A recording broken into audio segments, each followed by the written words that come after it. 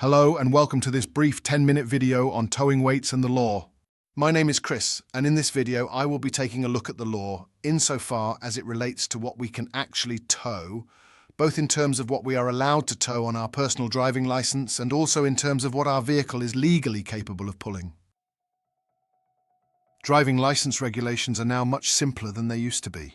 Previously, the amount you could tow was based on when you obtained your driving license, with those passing after the 1st of January 1997 being restricted to a combined weight of just 3,500 kilograms. This was based on the maximum allowed weights shown on the vehicle and trailer plates, not on their actual weights. Back in the day, many fell foul of the law because the actual weight of their combination was below the limit, which they assumed was okay, but their allowed maximum plated weights were over, thereby making them illegal. From the 16th of January 2021, however, everyone now has a BE category on their driving license, thereby allowing them to drive a vehicle up to 3.5 tons, towing a trailer of up to the same weight, thus giving them a combined allowed weight of up to 7 tons. Of course, this assumes the vehicle is physically capable of towing the weight concerned, and we will take a look at that next. So what the new limits actually mean is that our license is no longer going to be a limiting factor when towing a caravan with a standard car, including a 4x4, a pickup or a transit-style van. If we can legally drive the vehicle, then we can legally tow anything within the vehicle's own limits. In reality, this means that what we can tow is going to come down to what the vehicle can safely and legally pull. The law is far more fluid than many people realize. And it is also very important that we are mindful of the common sense side of things, rather than simply looking at the maximum the law will allow and blindly going for that. A little bit of safety margin in most things is rarely a bad idea.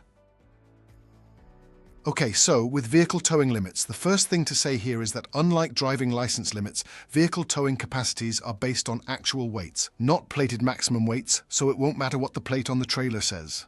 It's the actual weight of vehicle plus trailer that we work on. There are a number of perceived sources for obtaining a vehicle's towing limit. Only one of them, the VIN plate, is the definitive source, which will be used by all agencies of the law. Probably worth just taking a second to offer a couple of words of caution about two sources we should never use to see what we can legally tow. The first of these is online matching websites. These are not designed to definitively tell us what we can legally tow, which is why they always have huge disclaimers on them. They are a useful tool to give us an indication as to whether any given combination is likely to be a good match or not, but we should always independently verify the legality of any combination we own or are seeking to acquire. We have, over the years, come across many who have been towing illegally because they relied entirely on information obtained online.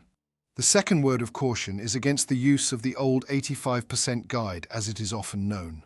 This was derived in the 1960s by the then Caravan Club, when we had nothing better to use, and it compares the maximum allowed weight of the caravan against the curb/empty weight of the vehicle.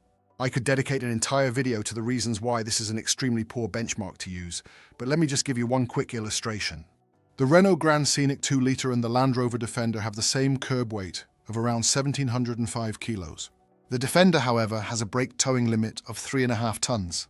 That of the Scenic is just 1,300 kilos, which, as it happens, is a lot less than 85% of its curb weight and could potentially lead to you towing illegally if you exclusively use the guide.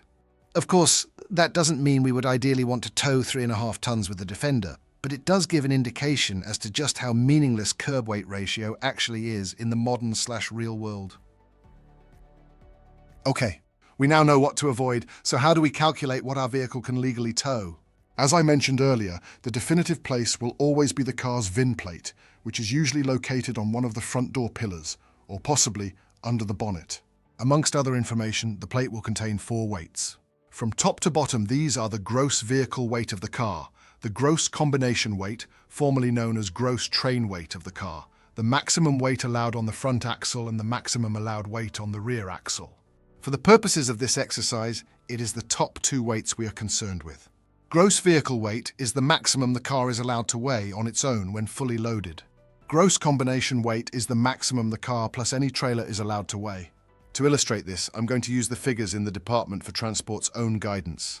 In this guide, there is a representation of a VIN plate, where the top figure is 2,235 kilos, and the second figure is 4,235 kilos.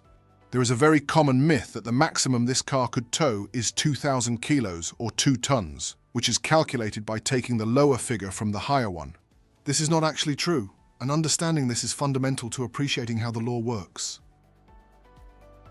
The law requires us to ensure that the actual weight of the car plus the actual weight of the caravan or trailer does not exceed the second figure on the VIN plate. In this case, it must not exceed 4,235 kilos. The law also requires us to ensure that neither the car nor the trailer is loaded to beyond their maximum payload. Provided these criteria are applied, you can move weight capacity from the car to the trailer.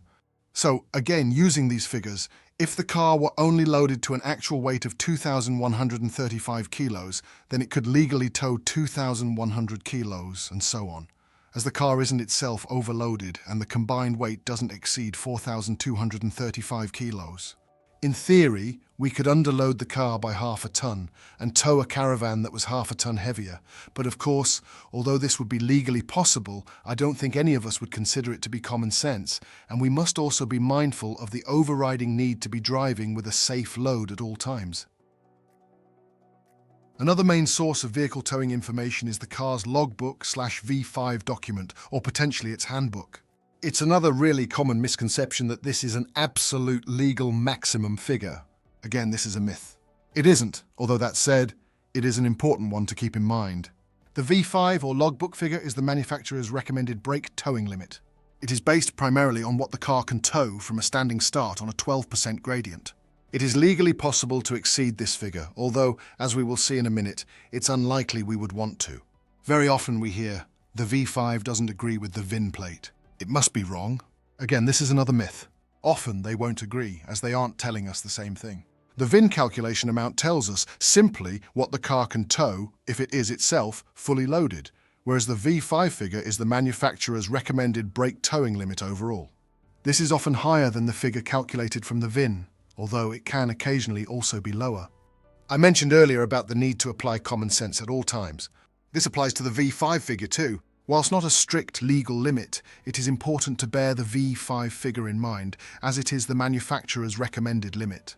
If we exceed this by a relatively small amount, this is unlikely to give us an issue at all. If, however, we exceed it by, say, 300 kilos and we then had an accident, if it could be demonstrated that the loading is a factor in that, then we could potentially be done for driving not in accordance with manufacturer recommendations, and hence my earlier comment that it is an important figure to bear in mind. In summary then, how does all this work in the real world? Let's go back one more time to the Department for Transport example, but let's look at it in two scenarios based on what the V5 shows. In scenario 1, section 01 of the V5 is blank. This is more common than you might think, as there is no legal requirement for manufacturers to complete this, and it has only become a matter of convention over the last couple of decades or so. In this scenario, we are back to a towing limit of 2,000 kilos, assuming the car is fully loaded. From a purely legal perspective, you could underload the car by half a ton and tow a 2.5-ton trailer.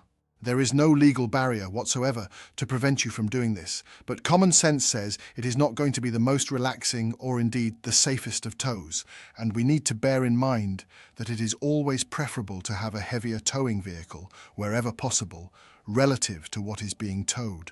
If your car weighs 3 tons, you are going to feel a lot more comfortable transferring 100 kilos of weight capacity to the trailer than you would be if the car only weighed 2 tons, so every combination will be different. In scenario 2, the only difference is that section 01 of the V5 states 2,200 kilos. In this situation, the law is exactly the same. However, if we exceed the 2,200 kilo figure on the V5 by too much, there is a risk of being deemed to be not driving in accordance with manufacturer recommendations should we have an accident where the load could be demonstrated to be a factor. If we want to be free of any doubt, then there is no harm in using the V5 figure as an upper limit, even though we could, theoretically, go higher. It would appear this is a topic that is massively misunderstood still, so the aim here is to clarify in some detail how the law works. Unfortunately, every combination is different, and the safety margins we choose to apply will depend on our own specific circumstances, but I hope this video was of some use to you in at least clarifying the way the law itself actually works.